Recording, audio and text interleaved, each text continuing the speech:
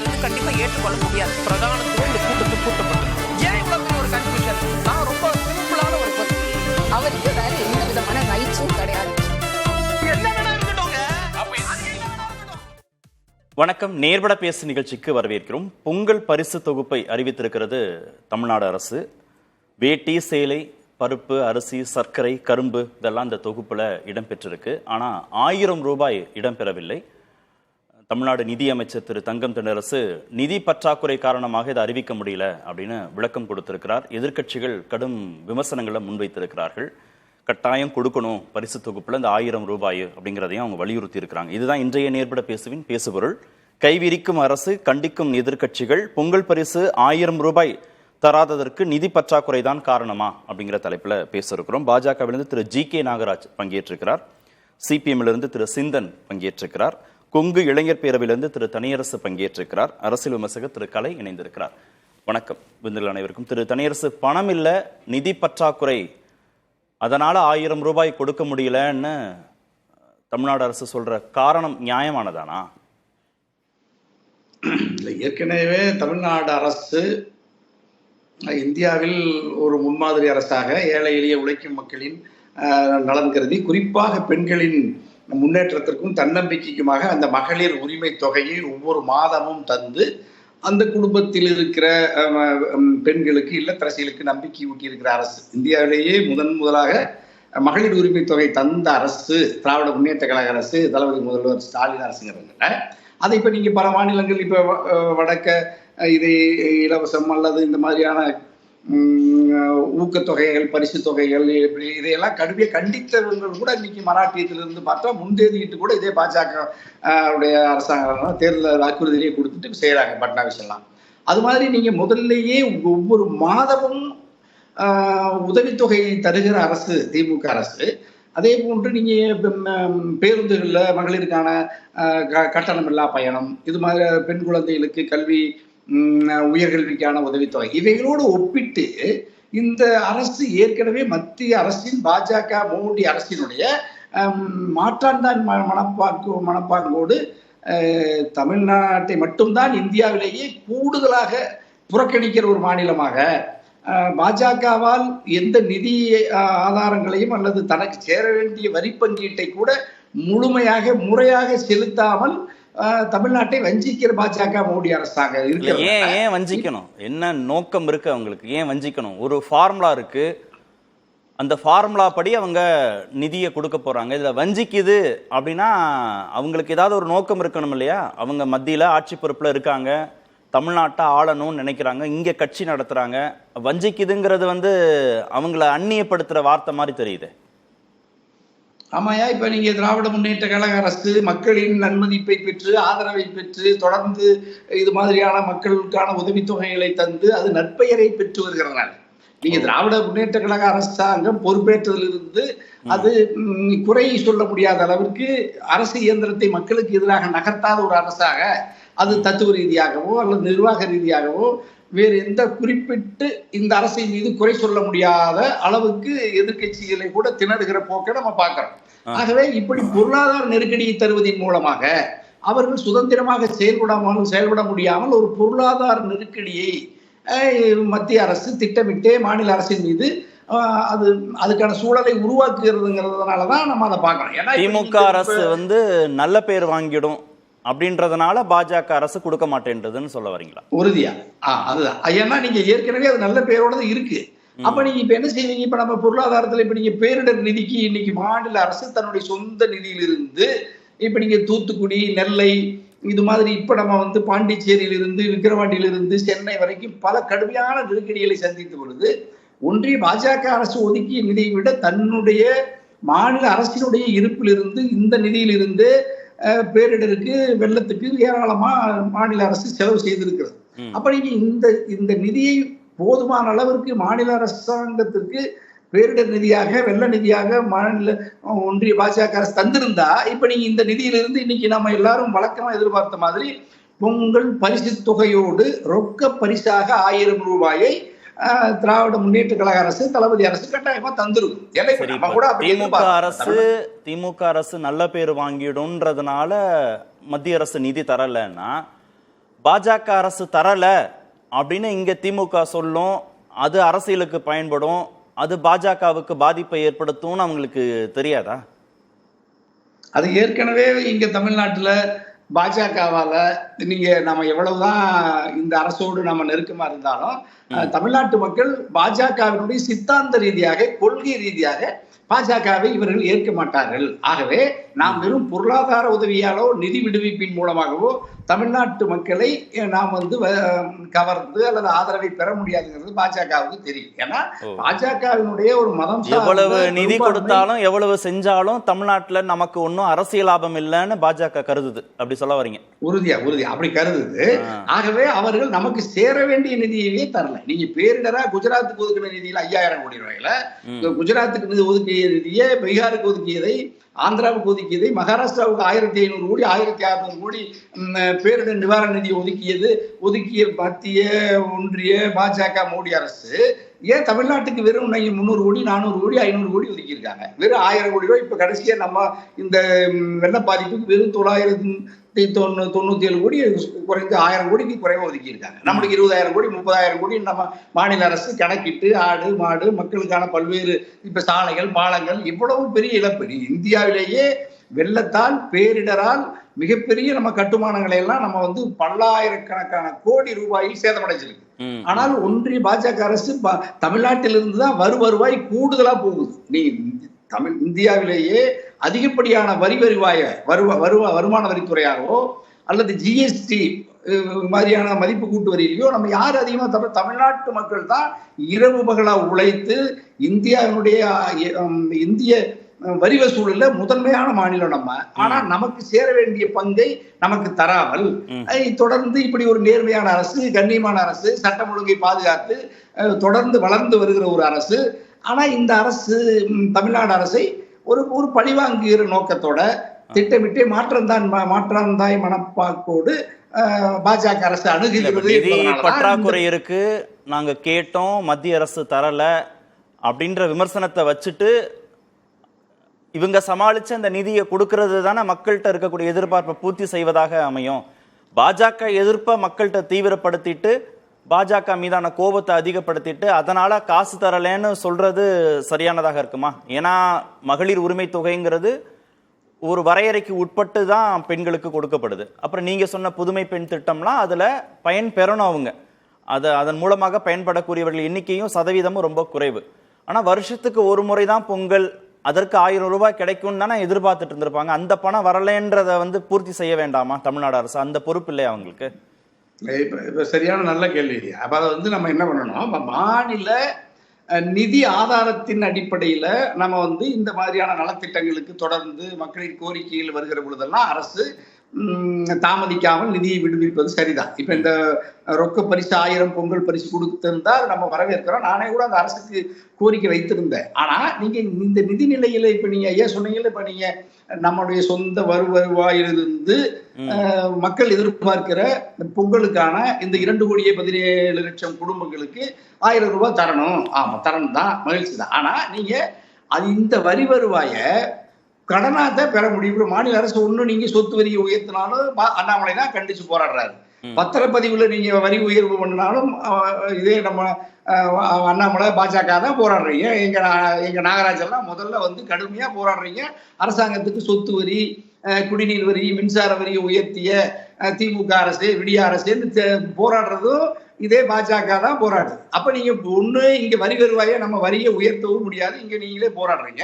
எங்களுக்கு சேர வேண்டிய ஒன்றிய தொகுப்புல இருந்து பாஜகவும் தரமாட்டீங்க.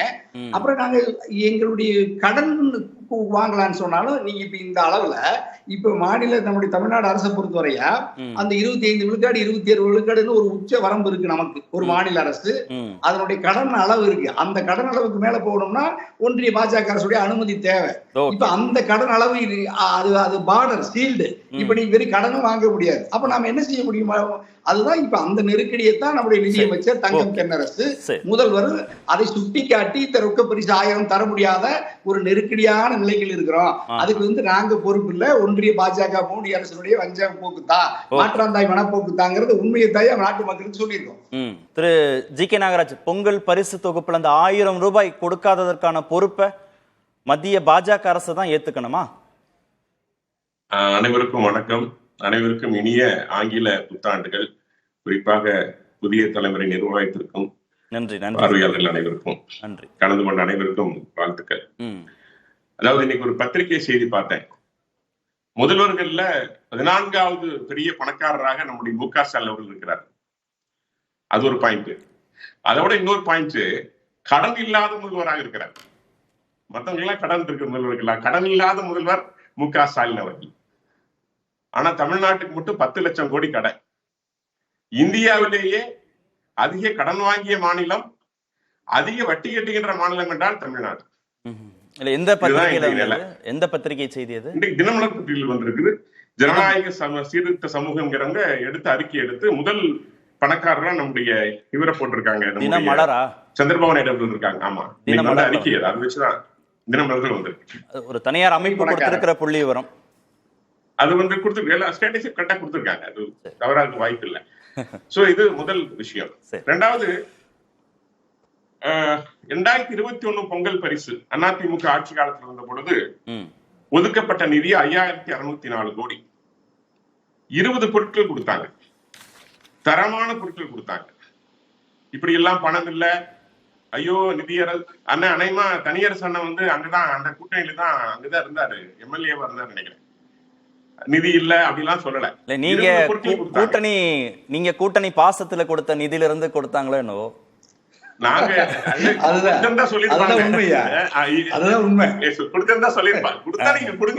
சொல்லுங்க.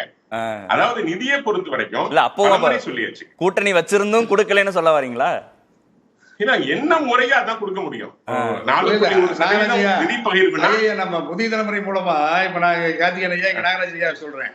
இந்தியாவிலேயே எடப்பாடி ஐயா முதலமைச்சரா இருக்கிற பொழுது நம்முடைய நிதின் கட்கரி ஐயா நெடுஞ்சாலைத்துறைக்கு 1 லட்சம் கோடியை இந்தியாவிலேயே வேற எந்த மாநிலத்துக்கும் தரல. நம்முடைய தமிழ்நாட்டுக்கு எடப்பாடி ஐயா முதலமைச்சராக இருக்கிற பொழுது கூட்டணி நெருக்கமாக பாஜகவோடு இருந்த பொழுது 1 லட்சம் கோடி தந்தாங்க. அது மாதிரி பல்வேறு துறையிலிருந்து மத்திய அரசாங்கத்திலிருந்து தாராளமா நிதி வந்துச்சு. அதுல அப்பொழுது எடப்பாடியார் தாராளமா தந்தார். இப்ப நீங்க எங்க திமுக அரசுக்கு கொடுங்க, அரசாங்கமா பாருங்க. நீங்க ஏன் அதிமுக எடப்பாடி ஒரு அரசு, திமுக ஸ்டாலின் அரசு நீங்க பாக்குறீங்க? சொன்ன கருத்து எல்லாம் கேட்டுட்டேன். வர்றது வேற, அதை நீங்க பொங்கல் பரிசுல கொண்டு போக முடியாது. ஆனா நீங்க அதுக்கப்புறம் வந்து திமுக நான் சொல்றேன் 5000 பொங்கல் பரிசுக்குன்னு சொல்லி இது இந்த தொகையை வச்சுக்கங்க அப்படின்னு மத்திய அரசாங்கம் தனியாக ஒரு நிதியை மாநில அரசுக்கு கொடுக்கறது இல்லை. அவங்களுக்கு வரவேண்டிய பல்வேறு நிதி வந்தாலோ, நிலுவைத் தொகையை வந்தாலோ, கேட்கிற தொகை இயற்கை பேரிடர் தொடர்பான நிதி எல்லாம் வந்தாதான் அவங்க அதுல சேமிச்சுதான் அவங்க பொங்கல் பரிசு தொகையெல்லாம் அவங்க கொடுக்க முடியும். அப்போ பொங்கல் பரிசு தொகைக்கு நீங்க ஒன்னும் பிரத்யேக தொகையை கொடுக்கறது இல்லையா மத்திய அரசாங்கம்? நான் சொல்றேன் 2500 ரூபாய் ஒரு ரேஷன் கார்டு 2,02,6 லட்சம் ரேஷன் கார்டுகளுக்கு கொடுத்திருக்காங்க. 2,06 லட்சம் 2,500 ரூபாய் கொடுத்தாங்க. ரெண்டாவது, ஒரு அண்ணன் சொன்னாங்க இது மாதிரி எங்களுடைய பேரிடர் நிதி வரல, அது என்ன மாநில நிதியோ அது உடனடியா டிரான்ஸ்பர் பண்ணியாச்சு. 925 கோடி உடனடியா நீங்க கொடுத்தாச்சு. மற்றபடி அது ஆய்வு செய்யும் குழு இருக்கு, அந்த குழுப்படி தான் செய்ய முடியும். உங்களுக்கு தெரியும், சட்ட விதிகளுக்கு உட்பட்டு தான் செய்ய முடியும். அது எந்த மாநிலமாக இருந்தாலும் அப்படி ஏதாவது செஞ்சிருந்தா தாராளமா நீங்க அதை வழக்கு எடுத்துட்டு போலாம். உயர்நீதிமன்றம் எப்பொழுதும் காத்துக்கொண்டிருக்கு, உச்ச நீதிமன்றம் காத்துக்கொண்டிருக்கிறது. ரெண்டாவது, இன்னொரு அழுத்தமான என்னோட பார்வை நான் சொல்றேன். ஏன் எடப்பாடி அவர்கள் கொடுத்தாங்க அப்படின்னா, ஒரு விவசாயி ஒரு நாட்டை ஆண்ட பொழுது உண்மையிலேயே சொல்றேங்க, அந்த நாடு விவசாயி நாடாக, விவசாயிக்கு முக்கியத்துவம் கொடுக்கக்கூடிய நாடாக இருந்தது. 20 பொருட்களை கொடுத்தாங்க. நான் பாராட்ட வேண்டிய இடத்துல இருக்கு. 20 பொருட்களை கொடுத்தாரு. ஆனா இவங்க இன்னைக்கு 2 பொருள், பணம் இல்லாம பச்சரிசி, கரும்புல ஊழல். நீங்க ஒரு 10 பொருளை கொடுத்தாங்க முதல்ல வந்தோட 2022ல. வெள்ளமாய் திரு எடப்பாடிய புகழ்ந்து விவசாயிலாம் புகழ்ந்து கூட்டணிக்கு அச்சாரம் போடுற மாதிரி தெரியல. அப்படி இல்லைங்க, நல்லது செஞ்ச யாரா இருந்தாலும் பாராட்டுங்க. பாஜகவோட நல்ல குவாலிட்டி, அதனாலதான் சொல்றேன். என்னைக்கும் இப்ப கூட எங்க தலைவர் பாராட்டினாரு. அந்த யார் அந்த சார்னு கேட்டு ஐடி ஒரு நிகழ்ச்சி பண்ணியிருந்தாங்க. பாராட்டினார் தலைவர். பாராட்டணும், அதான் அரசியல், அதான் அரசியல் களம். அதை நான் செய்யறேன். உங்க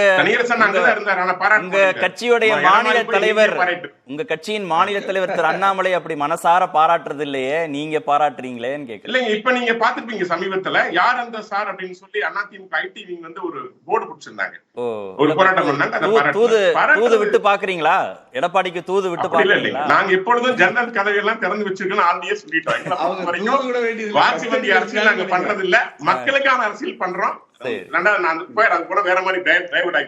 இல்ல, என்ன தங்கம் தென்னரசுடைய விளக்கம் என்னன்னா, கடந்த ஆண்டு மட்டும் நாங்க இரண்டு இயற்கை பேரிடர்களை சந்திச்சோம். மிக்ஜாம் புயல் காரணமா சென்னை உள்ளிட்ட வடக்கு மாவட்டங்கள மிக கடுமையான பாதிப்பு, தூத்துக்குடி திருநெல்வேலி உள்ளிட்ட தென் மாவட்டங்கள்ல கடுமையா பாதிப்பு. இந்த 2 பாதிப்பும் இருந்துச்சு.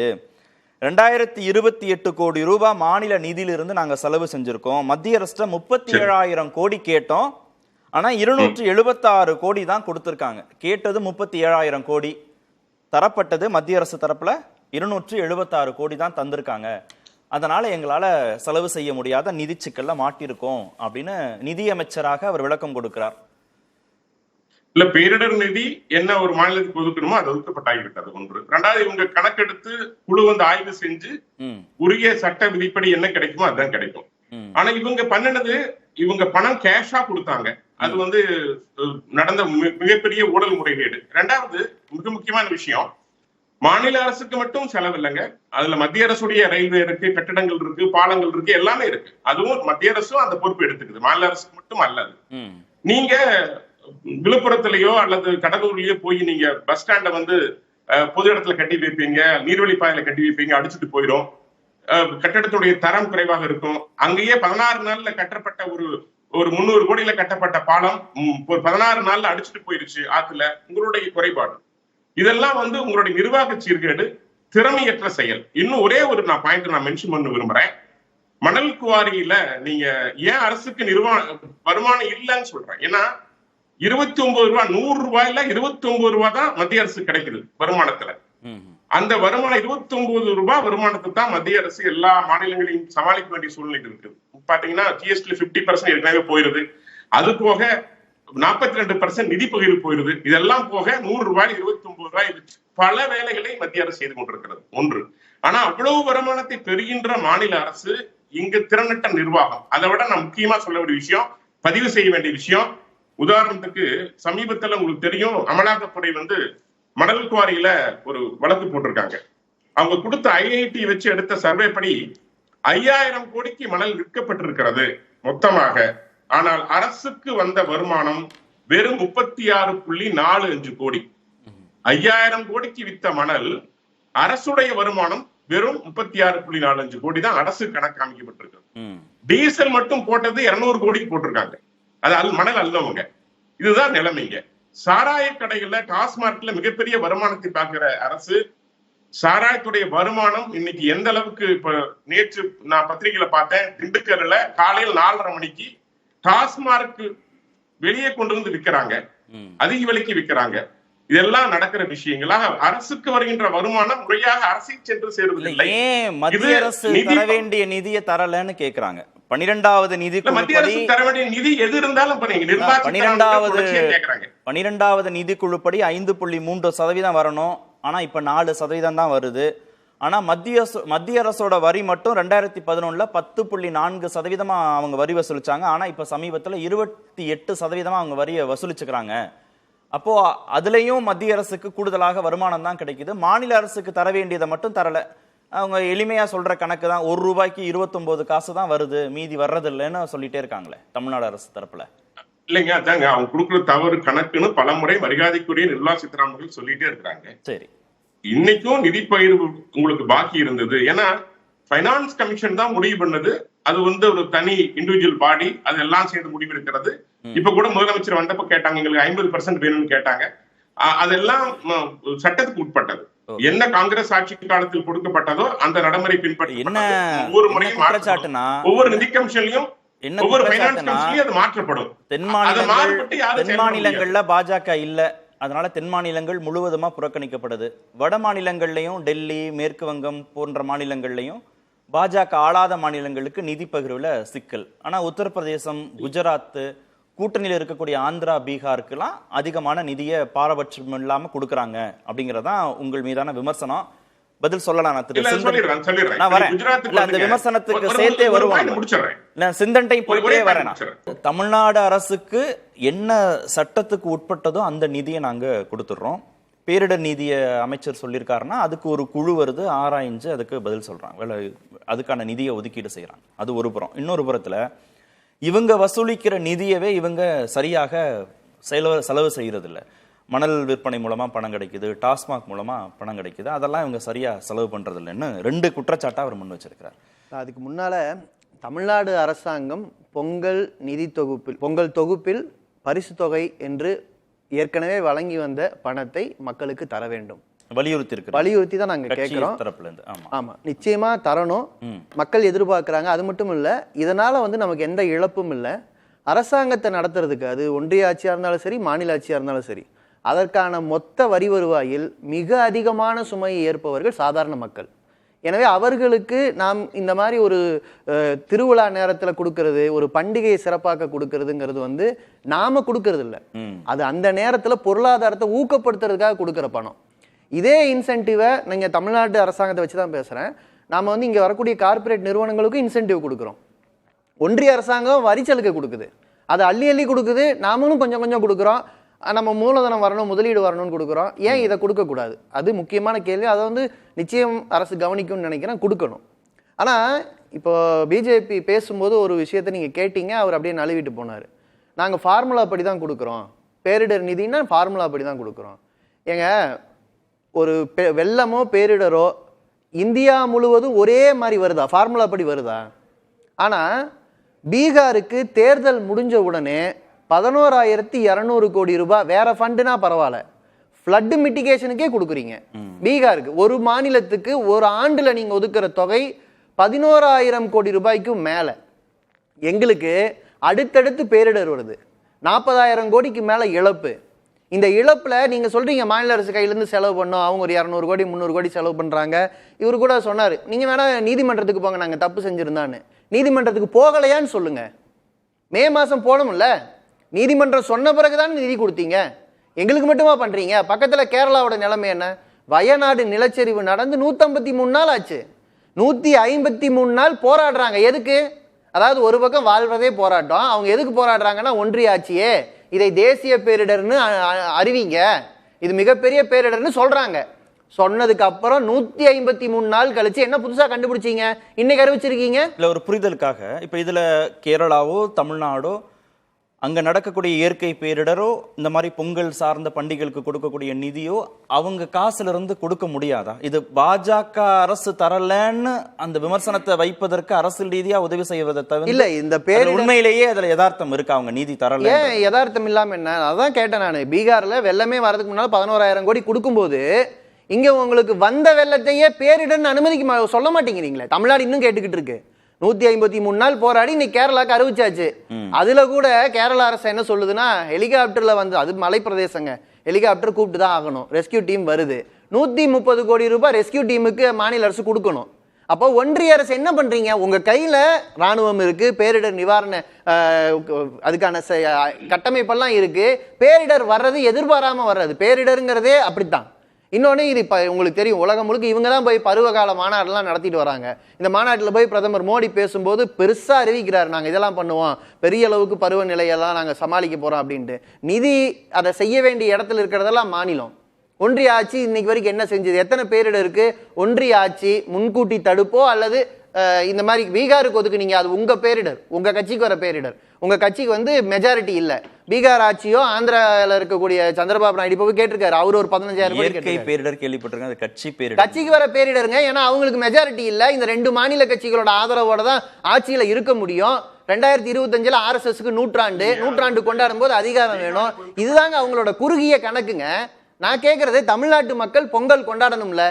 நீங்க பேரிடர் இந்த 1000 ரூபாய் பரிசை பத்தி கூட ஒன்றிய ஆட்சி கவலைப்பட வேண்டாம். நீங்க அதை கேட்காதீங்க, நீங்க கேட்க மாட்டீங்க. பேரிடர் எங்க மாநிலத்துல பேரிடர் வந்த பகுதிக்கு நிதி கொடுப்பதற்காகவாது நிதியை விடுவிச்சு விடுங்க. கரெக்ட் தானே கேட்கறது? நீங்க 40,000 கோடி ரூபாய் இழப்புன்னு சொல்றாங்கல்ல, 40,000 கோடியில மாநில ஆட்சி ஒரு 2,000 கோடி செலவு பண்ணும், ஒன்றிய ஆட்சி வெறும் 20 கோடி 30 கோடி கொடுக்கும். மீதி பணத்தை யாரு, மீதி இழப்பை யாரு சுமக்குறா? வீடு இழந்தது யாரு, பொருட்களை இழந்தது யாரு? மக்களுங்க. நீங்க மக்களுக்கு 1000 ரூபாய் 2000 ரூபாய் கொடுக்கறதுங்கிறது வந்து அவங்க காசு அவங்க நெருக்கடியில் இருக்கும்போது கொடுக்குறோம். தமிழ்நாடு இந்த டிசம்பர்ல மிகப்பெரிய பேரிடர்களை பார்த்துருச்சு. அடிக்கடி பேரிடர் வருது நமக்கு. அதனாலதான் நம்ம நிதியமைச்சர் அதை சொல்றாரு. நாங்க அந்த ஸ்பிரிட்டை புரிஞ்சுக்கிறோம். ஆனா அதுக்குன்னு இதை வந்து நம்ம மக்கள்கிட்ட சொல்லக்கூடாது. நீங்க போராடுங்க, நீங்க ஒன்றிய ஆட்சி கிட்ட கேளுங்க. நீங்க ஒன்றிய ஆட்சி கிட்ட கேட்கறதுக்கு நாங்க கூட வந்து நிக்கிறோம். ஆனா ஒன்றிய ஆட்சி இப்படி தரமாட்டேங்குது, அதனால மக்களுக்கு தர முடியலன்னு சொன்னா நாங்க மக்கள் பக்கம் தான் நிக்க முடியும். அதை தான் நாங்க பேசுறோம். திரு ஜி.கே. நாகராஜ், திரு சிந்தன்ட்ட போறதுக்கு முன்புதான் அதை கேட்டிருந்தேன். தென் மாநிலங்கள் பாஜக ஆளாத அப்படின்றதுனால புறக்கணிக்கப்படுது. சித்தராமையா டெல்லியில போராட்டம் நடத்துறாரு. கேரளா நிதி தரலன்னு உச்சநீதிமன்றத்தை அணுகுனாங்க. தமிழ்நாடு அரசு நிதி தரலன்னு உச்சநீதிமன்றத்தை நாடினாங்க. மேற்கு வங்கத்திலேருந்து நிதி தர மாட்டேன்றீங்க அப்படின்னு மம்தாவும் குற்றச்சாட்டு வைக்கிறாங்க. டெல்லியிலையும் அவர் வந்து பிரச்சனை பண்றாரு கெஜ்ரிவால். இப்ப இதெல்லாம் பாத்தீங்கன்னா பாஜக ஆளாத மாநிலங்கள் எல்லாமே ஒட்டு மொத்தமா புறக்கணிக்கப்படுவதா தானே தெரியுது. ஒரே ஒரு விஷயம் ஆட் பண்ணிக்கிறேன். அதாவது பிஜேபி சார்பில் ஒரே ஒரு எம்பி வந்து கேரளால இருந்து போயிருக்காரு, சுரேஷ் கோபி. இப்போ கேரள அரசு சார்பில், கேரளத்தின் சார்பில் ஜான் பிரிட்டாஸ் பேசும்போது இவர் கதகளி ஆடுறாரு, பணம் தர மாட்டேன்னு சொல்லிட்டு. அப்போ நீங்க தேர்ந்தெடுக்கப்பட்டாலும் இந்த மக்களுக்கு நியாயமா இல்ல? இங்க உங்க எம்எல்ஏ இல்லையா பிஜேபிக்கு?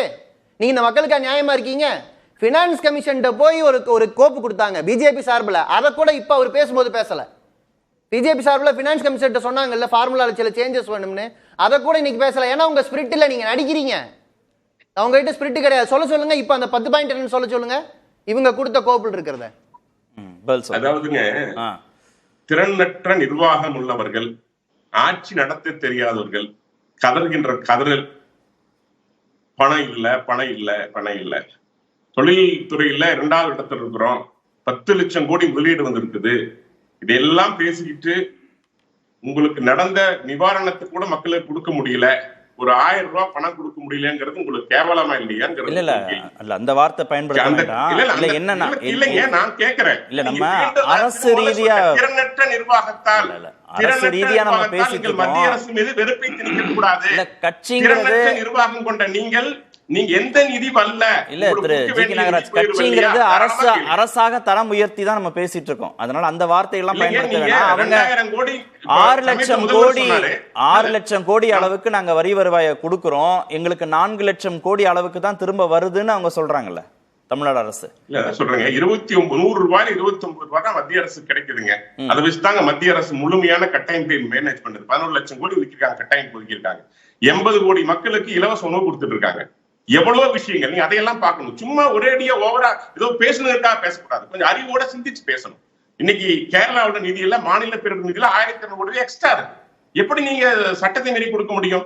கடந்த 10 ஆண்டுகள்ல 5000 கோடி ரூபாய் தமிழகத்திற்கு முதலமைச்சர் என்ன சொல்றாரு? 2000 கோடி ரூபாய்க்கு மேல எங்களுக்கு வந்து நஷ்டமாகி விட்டது, பணம் கொடுத்துருக்கிறோம், 37,000 கோடி ரூபாய் வேணும் அப்படின்னா பிறகு அது குழு இருக்குங்க, அந்த குழு தானே முடிவு செய்யணும் எது நியாயமானது நியாயமற்றது அப்படிங்கிறது. ஒருபோடும் பாகுபாடு காமிக்கிறது இல்ல மத்திய அரசு. எங்களுக்கு தமிழகத்தின் மீது அதிக அக்கறை. செல்ற இடமெல்லாம் தமிழ் தமிழ் என்று பேசுகின்ற பிரதமர் நரேந்திர மோடி அவர்கள், அவர் எப்படி விடுவாரு? நீ இவ்வளவு கட்டை உங்களுக்கு விடுமுறை மறுத்தீர்கள், உண்மையா இல்லையா?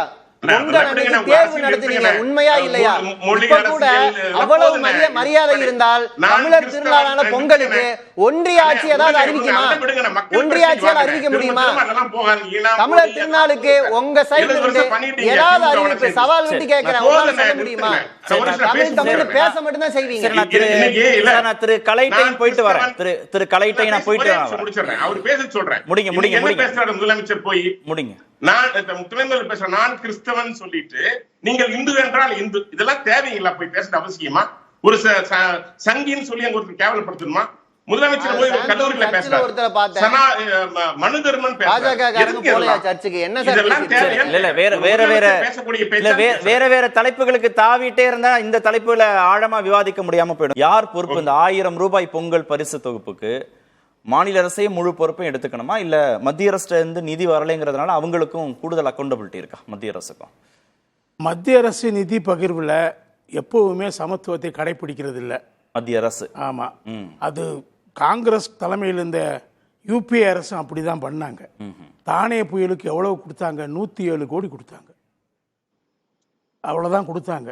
3 புயல்கள் தாக்கிச்சு எடப்பாடியார்களுடைய ஆட்சி காலத்தில். 4.25 வருஷத்தில் 3 பெரிய புயல்கள் கடுமையான தாக்குதல் தமிழ்நாட்டுக்கு. என்ன பெரிய நிதி கொடுத்தாங்க? சுனாமிக்கே என்ன கொடுத்தாங்க? அப்போ யூபி ஆட்சி இருந்துச்சு. ரொம்ப மாதங்கள் கழித்து 450 கோடி தான் கொடுத்தாங்க சுனாமிக்கே. கடுமையான தாக்குதல் தமிழ்நாட்டின் மீது. ஆனால் 4500 கோடிக்கு மேலே செலவு பண்ணாங்க அந்த மாநில அரசு அன்னைக்கு. அதனால இது அதை காரணமா சொல்லலாமா? இயற்கை பேரிடருக்கு நிதி தராததுனால பொங்கல் சிறப்பு தொகையை நாங்க கொடுக்கலன்னு சொல்றது சரியல்லங்கிறது என்னுடைய கருத்து. நீங்க அது எல்லா ஆட்சிக்கும் அப்படிதான் பண்றாங்க. அதிமுக ஆட்சிக்கு ஏதோ அள்ளி கொடுத்தாங்க சொல்றாங்க. ஏங்க அந்த இது ரோடு இன்ஃப்ராஸ்ட்ரக்சருக்காக அவங்க 1 லட்சம் கோடி ஒதுக்குனாங்கன்னா அது அவங்களுடைய ரோடை போடுறதுக்கு. அது மாநில அரசு வந்து அதில் கை வைக்க முடியாது. அதுல மாநில அரசுக்கு தொகை வந்துடும். மாநில அரசுடைய கட்டமைப்பு தானே பலப்படுத்த போது மாநில அரசுடைய வளர்ச்சி அந்த சாலை கட்டமைப்புல பலப்படுத்துறாங்க. ஆனா ஹைவேஸுக்கு தானே, சென்ட்ரல் ஹைவேஸுக்கு தான் அது கொடுப்பாங்க. மாநில ஹைவேஸ் டெவலப்மெண்ட்டுக்கு அந்த ஃபண்டு வராது. ஸோ அதையெல்லாம் பார்க்காம அது ஏதோ நீங்க சொன்ன போனா 2019 நிதியாண்டுல அதிமுக சமர்ப்பித்த பட்ஜெட்லயே என்ன சொல்றாங்க? 17,000 கோடி எங்களுக்கு நிலுவைத் தொகை இருக்குது, ஜிஎஸ்டிலேருந்து வரல அப்படிதான் அறிக்கை. ஒவ்வொரு நிதி அறிக்கையில அதான் சொல்றாங்க. இல்ல அவங்க தமிழ்நாட்டில் வந்து அவங்களுக்கு எந்த விதமான செய்யுமே இல்லை. அவங்க தமிழ்நாட்டில் வந்து அரசியல் செய்யறதுக்கான வாய்ப்பே இல்லை. அதெல்லாம் இருக்கு. எல்லாம் இந்த காரணங்களும் நான் சொல்லிட்டேன், பாரபட்சம் இருக்குன்னு சொல்லிட்டேன். இல்ல அப்ப பாரபட்சம் இருந்தா அது என்ன மாதிரியான அரசியல் தாக்கத்தை ஏற்படுத்தும்ன்ற புரிதலோட பாஜக இருக்கு. ஒரு விஷயம் என்னன்னா, பீகாருக்கு கொடுத்தாங்க இல்லையா, ஆந்திராவுக்கு கொடுத்தாங்க. பீகாருக்கு கோசி ரிவர்னுடைய ஒவ்வொரு ஆண்டும் அது பெரிய பாதிப்புகளை உண்டாக்குது, அதை டேம் பண்றதுக்காக கொடுத்தாங்கன்னு சொன்னாங்க. தமிழ்நாட்டில் நம்ம ஒரு 1000 கிலோமீட்டருக்கு மேலே நமக்கு கடல் பரப்பு இருக்குது. நமக்கு பெரிய பெரிய புயல்கள் தாக்குதல் நம்ம மேலே இருக்குது ஒவ்வொரு ஆண்டும். அப்போ வெள்ளம் பெரிய அளவுக்கு வர்றதுக்கு வாய்ப்பு இருக்குது. நீங்கள் எஸ்டிஆர்எஃப் என்டிஆர்எஃப் ஃபண்டை வச்சு மட்டும்தான் நான் ஹேண்டில் பண்ணுவேன்னு சொன்னால் என்ன நியாயம் இருக்குது? இதுக்காக தமிழ்நாட்டுக்கு ஒரு ஸ்பெஷல் ஃபண்டு ஒதுக்கி இருக்கணும். யாரும் செய்யலை, யூபிஐயும் செய்யலை, என்டிஏவும் செய்யலை. இதான் நான் சொல்றேன். நீங்க ஒண்ணு மட்டும் தப்பு சொல்றீங்க. இல்ல மணல் விற்பனையில அவங்களுக்கு வருமானம் வருது, மாநில அரசுக்கு டாஸ்மாக் விற்பனையில வருமானம் வருது. அப்ப அந்த காசெல்லாம் அதான் நான் சொல்ல வரேங்க. இப்ப நீங்க பாத்தீங்கன்னா இந்த அரசு நிதியமைச்சர் என்ன சொல்லிருக்காரு? எங்கள்கிட்ட ஃபண்ட்ஸ் இல்லைங்கிறாரு, மத்திய அரசு உதவி செய்யலைன்னு சொல்றாரு. ஆனா ஃபண்ட்ஸ் வந்து மாநில அரசுக்கு கூடுதலா இருக்குங்க. அதிமுக ஆட்சி காலத்துல மேக்சிமமே 60,000 கோடி தான் அவங்களுக்கு ஃபண்ட்ஸ் இருந்துச்சு.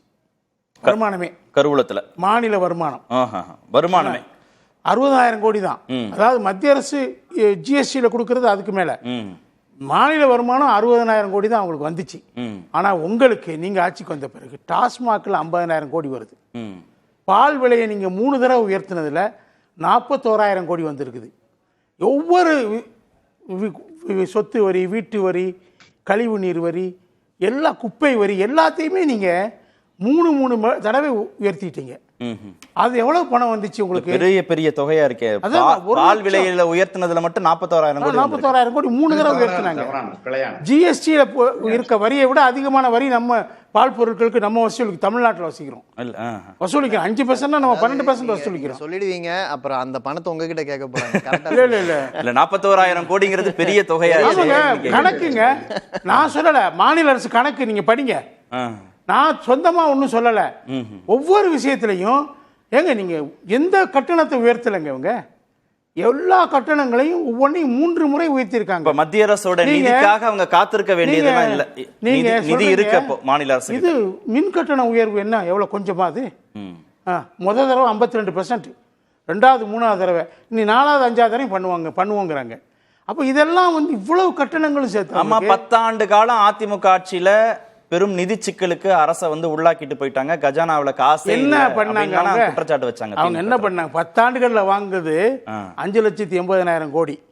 ஆனா நீங்க 4 ஆண்டுகள் முடிக்கல, 4 லட்சம் கோடி வாங்கிட்டீங்க, கடன் வாங்கிட்டீங்க. அந்த இது வந்து நீங்க மொத்த வருமானத்துல 25% கூடக்கூடாது. சரி, அதான் மத்திய அரசு சட்டம். ஆனா நீங்க 30% நான் பேசி மாநில அரசு கிட்ட காசு மாநில வேணாம், மாநில அரசு கிட்ட காசு இருக்குன்னு சொல்றீங்க. அவங்க மத்திய அரசு எதிர்பார்க்கணும் அப்படி சொல்லலைங்க. மாநில அரசுக்கு அதிக வருமானம் அதிமுகவையும் திமுகவும் கம்பேர் பண்ணா 1,00,000 கோடிக்கு மேலே இவங்களுக்கு வருமானம் வந்திருக்குது. அந்த அளவுக்கு கட்டணங்களை மக்கள் மீது சுமத்தி இருக்கிறாங்க. அப்ப நீ இப்ப கடனும் அதிக அளவுக்கு வாங்கியிருக்கீங்க. கடனும் நீங்க அதிக 10 வருஷத்துக்கு 10 லட்சம் கோடி வாங்கல, அவங்க 5,80,000 கோடி தான் வாங்கினா. அதுல கடைசி 80,000 கோடிங்கிறது அந்த இடைக்கால பட்ஜெட்ல மாநில அரசுக்கு, திமுக அரசுக்கு தான் கொடுத்துட்டு போனாங்க. கூட்டணியில இருக்கிற போது பாஜகவுடைய சப்போர்ட் வந்து கிடைச்சிருக்கு, அதிமுக கிடைக்கல. அதான் நான் சொல்றேன், ஒரே ஒரு உதாரணம். அவர் தானே சார் சொன்னாரு, இல்லங்க கிடைக்கல, அவர் சொல்லுவாரு விவசாயி எடப்பாடிங்கிறதுனால நாங்க கொடுத்தோம். அவர் இப்ப பேச வேண்டிய கட்டாயத்துல நிர்பந்தத்துக்கு தள்ளப்பட்டிருக்கிறாரு. அவங்க தலைவரே அவருக்கு என்ன, எப்ப பார்த்தாலும் அதிமுக தலைவர்களை பத்தி தவறா பேசிட்டே இருந்தவர் இப்ப அதிமுக முதல் முறையா பாராட்ட ஆரம்பிச்சிருக்கிறாரு. என்ன காரணம்? அதான் அவங்களுக்கு என்ன காரணம் உங்களுக்கு தெரியுமா? தெரியாதா? எனக்கு தெரியாதா? என்ன அது தெரிஞ்ச காரணம் அதான் சொல்லணும். அது நாகராஜ் அவர்களுக்கும் தெரியும் ஏன்னு சொல்லி. அது அவர் சொல்லி பணிக்கப்பட்ட பணியை தான் அவர் செஞ்சிட்டு இருக்கிறாரு. நான் என்ன சொல்றேன், நீங்க என்ன பண்ணீங்க? கொரோனா பீரியட் முடிஞ்ச பீரியட்லயே 2021 பட்ஜெட்ல அந்த பொங்கல் நிதி, அதுக்கு முன்னாடி 2,000 கோடி கொரோனா நிதி கொடுத்தாங்க அதிமுக அரசு. ஓகே, 2,500 கோடி கொடுக்கும்போது என்ன சொன்னார் ஸ்டாலின் அவர்கள், இன்னைக்கு எதிர்க்கட்சி தலைவர், 5,000 கோடி தரணும்னார். சொன்னாரா இல்லையா? ஆனா அவர் எவ்வளவு கொடுக்குறாரு? 5,000 ரூபாய். 5,000 ரூபாய், சரி, ஒவ்வொருத்தருக்கும் 5,000 ரூபாய். அது 2,500 கோடி கொடுக்கும்போதே மாநில அரசினுடைய செலவு, மொத்த செலவு 6,000 கோடி தொட்டுருச்சு. ஸோ இவர் நீங்க அப்படி கொடுக்கணும்னு சொன்னார். ஆனா இவர் 1,000 கோடி தான் கொடுத்தாரு. அது மட்டும் இல்லைங்க, இவங்க கொடுத்ததுல ஏகப்பட்ட குளறுபடிகள் இருந்துச்சு. நிறைய கோடி சொன்னதால அந்த பொருட்கள் பாருங்க, பொருட்கள்லாம் வெளி மாநிலங்கள்ல இருந்து வாங்கி இப்படி போன பொருட்களை கொடுத்தாங்க. இப்படி புரிஞ்சுக்கலாம், மத்திய அரசை எதிர்பார்க்காமலேயே மாநில அரசால கொடுக்க முடியும் இந்த 1,000 ரூபாங்கிறது உங்களுடைய 1,000 ரூபாய்க்கு அதுக்கு முடிச்சு போட வேணாம். மத்திய அரசு ஓரவஞ்சம் பண்ணுதுங்கிறது நான் சொல்லிட்டேன், அது ஒத்துக்கிறீங்க, அது வேற. ஆனா மாநில அரசு காசு கொடுக்க முடியும். ஒரு இடைவேளை, மெட்ரோ செகண்டுக்கு 2வது திட்டத்துக்கு அதிமுக ஆட்சி காலத்துல ஒப்பந்தம் போடப்பட்டது. 7,200 கோடி மத்திய அரசு பங்கு, மாநில அரசு பங்கு 7,200 கோடி. மாநில அரசு பட்ஜெட்ல ஒதுக்குறாங்க, மத்திய அரசு அப்ப கூட்டணியில தான் இருக்கிறாங்க. ஒதுக்கல, தரல. எப்போ ஒதுக்குறாங்க? கேட்டுக்கங்க, ஸ்டாலின் போய் காட்டவன ஒதுக்குறாங்க. நாகராஜ் சார் கேட்டுக்கங்க, காசு தரலன்னு சொல்றாங்க. யாருக்கு ஃபேவரபிளா இருக்காங்க? திரு ஜி.கே. நாகராஜ், எப்படியும் ஓரிரு நாட்கள்ல 1,000 ரூபாயை முதல்வர் அறிவித்து விடுவார் அப்படின்னா செய்திகள்லாம் வருது. கூட்டணி கட்சிகள் வலியுறுத்தி இருக்கிறாங்க, எதிர்கட்சிகள் வலியுறுத்தி இருக்காங்க, பொதுமக்கள்கிட்ட இருந்து கோரிக்கைகள்லாம் வருது. அந்த அடிப்படையில் அவர் பரிசீலிப்பார்னு ஒரு எதிர்பார்ப்பு இருக்கு. ஆனா மத்திய அரசு தொடர்ந்து நிதி தரவே இல்லை தமிழ்நாடு அரசுக்கு அப்படின்னு மீண்டும் மீண்டும் பதிய வைக்கிறதும், பாஜக எதிர்ப்பை, இங்க இருக்கக்கூடிய எதிர்ப்பை இன்னும் அதிகமாக அவங்க தீவிரப்படுத்த முயற்சிக்கிறதும் உங்களுக்கு தானே பாதிப்பா முடியும்? இல்ல சார், இப்போ சொன்னீங்க 1,000 ரூபாய் தரப்போறாருங்க.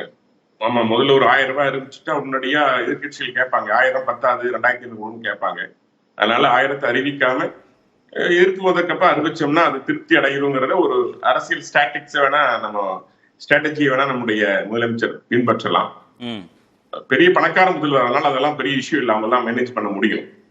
ஆனா திரும்ப மத்திய அரசு கொடுக்கலன்னு சொல்ற ஒரு குற்றச்சாட்டு அடிப்படை ஆதாரமற்றது. இல்ல, அவங்க தீர்மானமே நிறைவேற்றிருக்காங்க. இப்ப நடந்த திமுக செயற்குழுல உச்ச நீதிமன்றத்துக்கு போனீங்க, இல்ல தீர்மானம் நிறைவேற்றது நீங்க பாஜகவோட கட்சி நிதி இல்ல, மாநில அரசுக்கு தர வேண்டியது பாஜகவுடைய கட்சி நிதி இல்ல, தமிழ்நாடு அரசு கொடுக்கிற நிதியை கேட்கிறோம்னு அவங்க தீர்மானம் நிறைவேற்றி இருக்கிறாங்க. இப்போ நீங்க அவங்க டங்ஸ்டனுக்கும் அவங்க தீர்மானம் நிறைவேற்றினாங்க, என்ன நியாயம் இருந்த டங்ஸ்டனுக்கு நிறைவேற்றினது இல்ல? அவங்களே எல்லாத்துக்கும் ஒத்துழைப்பு கொடுத்துட்டு அவங்களே எல்லாம் பண்ணிட்டு மக்கள் எதிர்ப்பு வந்தோம்னா உடனடியா தீர்மானம் நிறைவேற்றுறாங்க. நிறைய பேசுபொருள ஒரு தீர்மானம் இல்ல, நான் சொல்றேன், அவங்க தீர்மானத்துக்கும் அவங்க செயல்பாட்டுக்கும் சம்மந்தமே இருக்கு. அவங்க சொல்றதுடைய சாராம்சம் என்னன்னா, இங்க இருக்கக்கூடிய மக்கள் வரி கட்டுறாங்க, அந்த வரியை நாங்க கொடுக்கிறோம், அது திரும்ப வரணும் அப்படின்ற எதிர்பார்ப்பு தான் அவங்க கிட்ட இருக்கு. அதுல இருந்து நம்ம புரிஞ்சுக்க வேண்டியது அதுதான். 100% வரி பாக்கி இல்லங்கிறத பல முறை திரும்ப சொல்லியாச்சு. நம்ம நிதி பயிர்க்குன்னு தனியா பல டைம் பேசியாச்சு. எங்களுக்கு வர்றது இல்ல, 4.1% நிதி பயிர்வுல பாக்கி இருந்தா சொல்லுங்க, கொடுக்கறோம் சொல்லியாச்சு. குழு அமைச்சு அந்த குழுவின் மூலமா என்ன கொடுக்குதோ அதான். நீங்க உச்ச நீதிமன்றம் போனீங்க, கொடுக்க சொன்னாங்க, கொடுத்தாங்க. என்ன கொடுக்க சொன்னாலும் அதை கொடுத்துருக்கோம். நீங்க பணத்தை வாங்கி தவறான வழியில பயன்படுத்துறீங்க. உச்ச நீதிமன்றம் போய் தானே சார் பெற வேண்டியது இருக்கு. உச்ச நீதிமன்றம் போய் தானே பெற வேண்டியது இருக்கு. 2000 கோடி ரூபாய் இழப்பு ஏற்பட்டதுக்கு 37,000 கோடி ரூபாய் நீங்க கேட்டீங்க அப்படின்னா எப்படி அரசு கொடுக்க முடியும்? அதுவும் மத்திய அரசு தானே, பாஜகவுடைய பணம் அல்லவே அது. இல்ல, மக்களுடைய பணம் தானே. இல்ல, மொத்த இழப்பீடு கணக்கு இருக்குல்ல. மொத்த இழப்பீடு 2000 கோடி இல்ல, உடனடியாக 2000 கோடியை நாங்க செலவு செஞ்சிருக்கோம். மொத்த இழப்பீடு 37,000 கோடி கொடுங்கன்னு கேக்குறாங்க. அதுக்கப்புறம் அவங்க கணக்கிட்டு 2000 கோடி நீங்க செலவு செஞ்சிருக்கீங்க. 1000 கோடி ரூபாய் 970 கோடி ரூபாய் மத்திய அரசு கொடுத்திருக்கு. நீங்க செலவு செஞ்சதுல பாதியே கொடுத்தாச்சு. அதுக்கப்புறம் குழு வந்து தானே முடிவு செய்யணும். எதுக்குமே பணம் தரல இல்ல. இப்ப நம்ம இந்த முழு விவாதமும் இயற்கை பேரிடர் நிதி சார்ந்தது மட்டும் இல்ல, பொதுவா நிதி சார்ந்தது. மெட்ரோ திட்டங்களுக்கு நீங்க நிதி கொடுக்கலன்னு முதல்வர் கடிதம் எழுதுறாரு. இல்ல, அது எங்க தவறா? நீங்க அதுக்கு முறையான அணுகுமுறை இல்ல. அது கடந்த முறை நடந்த அவங்க மாநில அரசை சேர்ந்து எடுத்துக்கொண்டது, பின்பு நீங்க மாற்றி முடிவெடுத்தீங்க. போய் கேட்டீங்க, உடனடியே கொடுக்கப்பட்டதா இல்லையா? இல்ல, அதுதான் சொல்லுங்களேன். அது ஒவ்வொரு முறையும் அந்த கன்ஃபரன்டேஷன்ல தானே மாநில அரசும் மத்திய அரசும் இருக்காங்க. யார் இருக்காங்கன்னு பாருங்க. கர்நாடகாவுல காங்கிரசுக்கும் பாஜகவுக்கும் அந்த கன்ஃபரன்டேஷன் வருது. இங்க திமுகவுக்கும் பாஜகவுக்கும் வருது. கேரளாவுல சிபிஎம்முக்கும் காங்கிரஸ் பிஜேபிக்கும் வருது. டெல்லியில கெஜ்ரிவாலுக்கும் பாஜகவுக்கும் வருது. மேற்கு வங்கத்துல மம்தாவுக்கும் பாஜகவுக்கும் வருது. இதெல்லாம் இந்த புள்ளி எல்லாம் இந்த டாட் எல்லாம் கனெக்ட் பண்ணுங்க. யாரெல்லாம் இங்க ஆட்சி பொறுப்புல இருக்கிறாங்கன்னா பாஜக ஆளாத இல்ல பாஜகவை எதிர்க்கக்கூடிய முதல்வர்கள் இருக்கிற இடங்கள்ல தான் இந்த நிதி பகிர்வுல சிக்கல் வருது.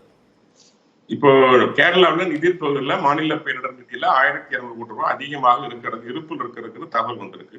எனக்கு தெரிய தமிழக முதலமைச்சர் மாதிரி கேரளா முதலமைச்சர் நிதி இல்ல, நிதி பத்தல, நிதி அவர் கதறல.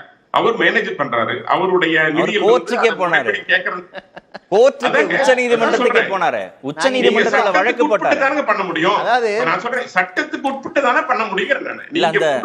அந்த சட்டமும் ஒரு குழு வரணும், ஆய்வு செய்யணும். அந்த ஆய்வின் படி தானே கொடுக்க முடியும். இயற்கை பேரிடருக்கே நம்ம பேசல. எடுத்த உடனே கொடுக்கறதுக்கு யாருடைய பணம்னு கேக்குறேன். இயற்கை பேரிடருக்கே பேசல. அவங்க கர்நாடகாவுல இலவச அரிசிக்கான நிதியவே கொடுக்கல. அந்த நிதி தொகுப்புல இருந்து நீ அரிசி வரலன்னு வேற சொன்னாங்க. இது வெவ்வேறு மாநிலங்கள்ல வெவ்வேறு பிரச்சனை. இதுல பாரபட்சம்ன்றது வந்து நான் சிந்தன்ட்டை கேட்டு வந்துறேன், நீங்க விளக்கம் கொடுக்க. ஒரே நிமிஷம் முடிச்சிடுறேன். எதிர்கட்சிகள் தான் நீங்க பேசுறாங்களே ஒழிய, இதே தெலுங்கானாவில் இருக்கிற நம்முடைய முதலமைச்சர் அவங்க பேசுறாங்களா? அவர் என்ன சொல்றாரு? திட்டங்களை எல்லாம் நான் ஏற்றுக்கொள்ள மாட்டேன் யாராவது சொல்றாங்களா? தமிழக முதலமைச்சர் அவர் பாத்துட்டாரு. அவர் பிரதமரை பாத்துட்டாரு. உதாரணத்துக்கு மக்களை மேல அக்கறை உள்ள நீங்க பேசுற நீங்க விஸ்வகர்மா திட்டம் எவ்வளவு சிறப்பான திட்டம், அதை விட இன்னும் நவோதயா பள்ளிகள் எவ்வளவு சிறப்பானது, தேசிய கொள்கையில் என்ன குறைபாடு இருக்கு. ஆனா எல்லா திட்டத்தையும் நீங்க மக்களுக்கு ஆதரவா இருக்கிற மக்களுடைய மேம்படுத்தக்கூடிய திட்டங்களை புறக்கணிக்கிறீங்களே, அப்ப என்ன மக்கள் மீது அக்கறை உங்களுக்கு இருக்குதுன்னு கேட்கறேன் நான். பணம் மட்டும்தான் குறிக்கோள். அதை விட சிறப்பான திட்டங்களை நாங்க செயல்படுத்துறோம்ன்றாங்க. சரி, சிந்தன் பதில் சொல்லிடட்டும். அதுக்கு நீங்க பாரபட்சம்ன்றது வந்து அவங்கள டிஃபேம் பண்றது தானே. மத்திய அரசு பாஜகவை ஒரு டிஃபேம் பண்றதை கடந்து வேற என்ன அதுல வந்து இல்ல. நீண்ட காலமா மத்திய அரசு கிட்ட நாம போராடிட்டு இருக்கிறது மாநில உரிமைக்காக, மாநில நிதி பகிர்வுக்காக. ஆனா பாஜக வந்த பிறகு நியாயமா கிடைக்க வேண்டிய நிதிக்காக போராடிக்கிட்டு இருக்கோம். நீங்க பேரிடர்னு அறிவிங்கன்னு கேட்கும்போது அப்படி ஒண்ணு இல்லவே இல்லைன்னு சொன்னவங்க பிஜேபி. அதுக்கு முன்னால எல்லாம் ஒரு பேரிடர் நடந்தா பேரிடர்னு அறிவிங்கன்னு கேட்போம். அதுல ஒரு அரசு செய்யும், செய்யாம போகும். அப்படி ஒன்னே கிடையாதுன்னு என்னைக்காவது விளக்கம் சொல்லியிருக்காங்களா? ஆனா வயநாட்டுல நான் அதுக்குதான் வயநாட்டை சொன்னேன். ஏதோ கேரளால எல்லாம் சமாளிக்கிறாங்க, திறமை எல்லார்ட்டையும் இருக்குங்க. காசு உங்க காசு கிடையாது. வயநாட்டுல பேரிடருக்கு மீட்புக்கு போன ஹெலிகாப்டருக்கு எதுக்கு 130 கோடி வாங்குறீங்க? அதை கேட்கறாங்களா அவங்க? அத பேரிடர் அறிவிக்கிறது 153 நாள் ஏன் போராடணும்? ஒரு மாநிலத்துல உலகத்துக்கே தெரியுது இது மிகப்பெரிய பேரிடர். சும்மா சார் பேசுறத குறுக்கால வந்து பேச விடாம பண்ணாதீங்க. இல்ல முடிச்சிரட்டும். இங்க பாருங்க, உங்க டாக்டிக்ஸ் தெரியுது. இல்ல ரெண்டு பேரும் பேசுனீங்கன்னா ஓவர்லாப் ஆகும், யாருக்கும் கேட்காது. இல்லைங்க, அப்படி இல்ல. உங்க டாக்டிக்ஸ் தெரியுது சார், கொஞ்சம் அமைதியா இருங்க. முடிக்கட்டு சார், நேரா குறைவா இருக்கு. அவர் முடிச்சிரட்டும், நீங்க பதில் சொல்லலாம். அப்போ ஒரு மாநிலத்துல பேரிடர்னு அறிவிக்க சொல்லி 153 நாள் போராட வேண்டி இருக்கு. எல்லா ஊடகத்திலையும் வருது, எல்லா பக்கம் செய்தி வருது. அப்ப அதை கேட்காம இருப்பாங்களா? அதே மாதிரி சார் மெட்ரோ கட்டுறது வந்து எல்லாருக்கும் தான். அது ஒரு இன்ஃப்ராஸ்ட்ரக்சர் ப்ராஜெக்ட். நீங்க ஆனா என்ன சொல்றீங்க? இன்னைக்கு வரைக்கும் நிதி தரல. 10,000 கோடி கொடுங்கன்னு சொல்லி இன்னைக்கு போய் இப்ப நிதியமைச்சர் கேட்க வேண்டியிருக்கு. இந்த நிதியால யாரும் தனிப்பட்ட முறையில் பலனடைய போறது கிடையாது இல்ல. சரி, அதெல்லாம் விடுங்க. எய்ம்ஸ்னு ஒண்ணு நீங்க பண்ணீங்களா இல்லையா? எய்ம்ஸ் இன்னைக்கு வரைக்கும் நீங்களும் நிதி தரல, மாநில அரசும் செயல்படுத்த முடியாது. ஜப்பான் நிதி நிறுவனம் தானே. அப்போ மற்ற எல்லா இடத்துக்கும் நீங்க உங்க கையில இருந்து மக்களுடைய வரி பணத்துல இருந்து நீங்க செலவு பண்ணுவீங்க ஒன்றிய ஆட்சி காசை. ஆனா தமிழ்நாடுன்னு வரும்போது இந்த பாரபட்சம் இருக்குங்கிறதுக்கு எத்தனை உதாரணம் காட்டணும்? ஒரு உதாரணமா 2 உதாரணமான்னு கேட்கிறேன். ரயில்வே திட்டத்துக்கு ஏங்க 1 ரூபாய் நிதி ஒதுக்குறாங்க? ரயில்வே திட்டத்தை ஏன் பாரபட்சம்? ரயில்வே நாங்களும் தானே போறோம். உண்மையை சொல்ல போனா தென்னக ரயில்வே தானே இருக்கிறதுலே சிறப்பா அதிக வருமானம் தர்றது, சுத்தமா இருக்கிறது, அதிகமா ஒழுக்கமா இருக்கிறது வந்து தென்னக ரயில்வேல தானே. உண்மைதானே? தென்னக ரயில்வே ரிசர்வ்டு கம்பார்ட்மெண்ட் மத்தவங்க ஏறதுல அவ்வளவு யோசிப்பாங்க இல்ல. அதெல்லாம் என்ன அர்த்தம்? சிவிலைஸ்டு, அதாவது ஒரு வியாபாரம் பண்ண தகுந்த இடம் இது. அப்ப நீங்க சம்பாதிக்கிறீங்கல்ல, கொடுங்க. ஏங்க 65 வயசுக்கு மேல இருக்கிறவங்களுக்கும் 70 வயசுக்கு மேல இருக்கிறவங்களுக்கு இந்த முதியோர் சலுகையை பறிச்சீங்க? ஒன்றிய ஆட்சி கொடுத்துட்டு இருந்த சலுகையெல்லாம் பறிக்குது. எழுத்து கேட்டா கிடைக்கல. மாநில ஆட்சி நாங்க சண்டை போடுறோம், கொடுத்த 1000 ரூபாயை கொடுங்க நாங்க கேட்கிறோம். ஆனா எந்த தந்துட்டீங்க நீங்க இன்னைக்கு பேசுறதுக்கு? திரு கலை, நிதி தராததன் மூலமாக திமுக அரசை பலவீனப்படுத்தக்கூடிய முயற்சியை பாஜக அரசு செய்யுதுன்னு திரு தனியரசு குற்றச்சாட்டு வச்சாரு. அந்த நோக்கம் இருக்கா மத்திய அரசுக்கு? அந்த நோக்கத்துக்காக நிதி தராம இருக்காங்களான்னு சொல்ல முடியாது. நீங்க வந்து மத்திய அரசு நிதியில 32% தான் கொடுத்துட்டு இருந்தாங்க. 14வது சம்பள கமிஷன் வந்து தான் சாரி நிதிக்குழு தான் அதை வந்து 42% ஆக்குனாங்க. பாஜக அரசு என்ன பண்றாங்கன்னா 10% கூட தர்றத அவங்க சர்சார்ஜ் போட்டு அவங்க எடுத்துக்கிறாங்க பெரும்பகுதியை. அதுல மீதி கொடுக்குறாங்க. அது 42% இருக்கிறது இல்ல. 10% கூட்டினாங்க. ஆனா நிதிக்குழு கூட்டினதை இவங்க எப்படி சர்க்கம் பண்றாங்கன்னா இவங்க சர்சார்ஜ் இது போட்டு பெருந்தொகையை இவங்க எடுத்துக்கிறாங்க. எடுத்து என்ன பண்றாங்க? ரயில்வே திட்டங்களுக்கு செலவிடுறோம். அது எதுக்கு செலவு செய்யறாங்க அதெல்லாம் வேற விஷயம். எதுக்கு செலவு செய்யறாங்க? கடனை வந்து 1,60,000 கோடிக்கு ஏற்றிருக்காங்க பாஜக அரசு வந்த பிறகு. அது அந்த பணத்தை எங்கே கொண்டு போய் செலவு செய்கிறாங்க? செலவு செய்யட்டுங்க, அதுக்கெல்லாம் கணக்கு இருக்கட்டும். ஆனாலும் மாநில அரசுக்கு வர வேண்டிய நிதி நீங்கள் கை வைக்கிறீங்க நான் சொல்கிறேன். நீங்கள் அது யூபி ஆட்சியில் அது 32% தான் கொடுக்கப்பட்டு வந்தது. 42% ஆக்கின பிறகு அந்த 10% நீங்கள் எப்படி சர்க்கம்வென்ட் பண்ணுறீங்கன்னா நீங்கள் சர்சார்ஜ் மூலமாக நீங்களே எடுத்துக்கிறீங்க. அது சர்சார்ஜ் 12% இருந்தது 54% வரை கொண்டு போகிறீங்க. மேக்ஸிமம் தொகையை பாதிக்கு மேலே நீங்கள் எடுத்துகிட்டு தான் பிறகு கொடுக்குறீங்க. மீதி இருக்கிறது தான் 42% தர்றீங்க. இந்த மாதிரி ஆனால் இந்த திமுக ஆட்சியில் இந்த பொங்கல் பரிசு கொடுக்கறதுல நடந்த குழப்பங்கள் இருக்கு பாருங்க. கரும்பு வாங்குறதுல நேரடியாக விவசாயிகள்கிட்ட வாங்காம ஏஜென்ட்டுக்கு மூலமா வாங்கி விவசாயிகளை வயிற்றுல அடிச்சு பிறகு அவங்க போராட்டம் நடத்தி பிறகு வாங்கினாங்க. குட்டை கரும்பு கொடுத்துட்டாங்க. கம்ப்ளைண்ட் இருந்துச்சு. சர்ச்சையே இல்லாம இல்ல, தொடர்ச்சியாங்க எல்லா விஷயத்திலையும் அவங்க இந்த பொங்கல் பரிசு கொடுக்கறதுல தொடர்ந்து சர்ச்சைகள் தான். அதுக்கு காரணம் என்ன? இவங்களுக்கு சொந்த வருமானம் அதிகமா இருக்குங்க இந்த மக்கள் நலத்திட்டங்களுக்கு செலவு பண்ணது அதிமுக அளவுக்கு இவங்க செலவு பண்ணல. இன்னொன்னு மக்கள் நலத்திட்டங்களை தாண்டி இன்ஃப்ரா டெவலப்மெண்ட்டுக்கு இவங்க ஒன்றும் பண்ணல. அதிமுக ஆட்சியில் பெரிய அளவுக்கு பண்ணாங்க சார். வரியும் அதிகமா போடுறாங்க, பால் கொள்முதல் விலை பால் விலையை உயர்த்துறது, மின்சார கட்டணத்தை உயர்த்துறதுன்னு மக்கள்கிட்ட இருந்து நிறைய பணமும் திமுக அரசாங்கம் வசூலிச்சுக்கிறாங்க. ஆனா மக்களுக்கு செய்யறதும் அதிமுக அரசு அளவுக்கு செய்யலன்னு திரு கலை சொல்றாரு. இல்ல, கலையண்ணா தெரிஞ்சு அப்படி சொல்றாரு. அதாவது ஏராளமான எல்லா பிரிவுகளிலும் வரியை உயர்த்துகிறார்கள், வருமானத்தை உயர்த்தி இருக்கிறார்கள் சொல்லிட்டு கலையண்ணா அப்படியே இன்னொரு பக்கம் பார்க்கிறார். சொல்றாரு 4 லட்சத்துக்கும் மேற்பட்ட ரூபாயை 4 ஆண்டுகளில் கடனாகவும் பெற்றிருக்கிறார்கள் அப்படின்னு சொல்றாரு. அப்படின்னா நீங்க வருவாயை உயர்த்திய பொழுதே மாநிலத்தினுடைய கடன் அளவு முந்தைய காலகட்டத்தை விட உச்ச நிலைக்கு வந்திருக்கிறது என்றால் அப்ப இங்க நிதி மக்களுக்காக, மக்களின் வாழ்வாதாரத்திற்காக செலவிடப்பட்டிருக்கிறதுங்கிறதுல கலைஞருக்கு ஏன் சொல்ல மறுக்கிறாரு? இன்னைக்கு முதலமைச்சர் அறிக்கை பாருங்க. கரும்பு அந்தந்த மாவட்டத்திலிருந்து நேரடியாக விவசாயிகளிடமிருந்து கொள்முதல் செய்யப்பட வேண்டும். எல்லா பொருட்களும் பொங்கல் பரிசு பொருட்கள் எல்லாம் தரமானதாக உறுதி செய்யப்பட்ட பிறகு கொள்முதல் செய்யப்பட்டு இன்னைக்கு 250 கோடி ரூபாய் ஒதுக்கி இருக்கிறாங்க முதல் தவணையா. நீங்க அதுல கொள்முதல் செய்யப்பட்டு முறையா விநியோகிக்கப்படும் முதல்வருடைய அறிக்கை இப்ப இன்னைக்கு அறிவிச்சிருக்காங்க. இன்னைக்கு எந்த இடத்துல நீங்க ஒரு குறை கூட நீங்க யாரும் காண முடியாத அளவுக்கு முதல்வர் அந்த பரிசு பொருட்களினுடைய கொள்முதலையும் அதனுடைய விநியோகத்தையும் ஒழுங்குபடுத்தி இருக்கிறாரு. அதே மாதிரி நீங்க இப்ப நம்ம தலைப்புல சொன்னீங்கல்ல, அதாவது அனைவருக்கும் கல்வி, 2,000 கோடி ரூபாயை மத்திய அரசாங்கம் நிறுத்தி வச்சிருந்துச்சு. மிகப்பெரிய போராட்டத்தை நடத்துறது பிறகு மத்திய அரசாங்கம் என்ன சொல்லி தெரியுமாயா, இந்த அனைவருக்கும் கல்விக் கொள்கையில் உங்களுக்கு நிலுவைத் தொகையா வர வேண்டிய 2,000 கோடி ரூபாய் தரணும்னா நீங்க தேசிய கல்விக் கொள்கையை ஏற்றுக்கொண்டு கையெழுத்திட்டால் அந்த நிதி தரணும்னு சொல்றாங்க. அப்ப இது பிளாக்மெயில் இல்லையா? அப்ப நீங்க என்ன செய்ய, மாநில அரசாங்கத்தினுடைய நிதியை நீங்க வாங்கி வச்சுக்கிட்டு உங்களுடைய கொள்கை திட்டத்தை நடைமுறைப்படுத்துவதற்கு ஒப்புக்கொண்டால் நிதியை தருவேன்னு சொன்னா அது எவ்வளவு தவறானது. மாநில கட்சிகளை மாநிலங்களை பலவீனப்படுத்துற முயற்சி அதிகார குவிப்பை நோக்கி பாஜக நகருது. அதெல்லாம் அந்த நிதி பகிர்வு அந்த கருத்திகளோடு தான் பயணிக்கிறாங்க. அதனுடைய நெருக்கடி தாயா இன்னைக்கு திமுக அரசுக்கு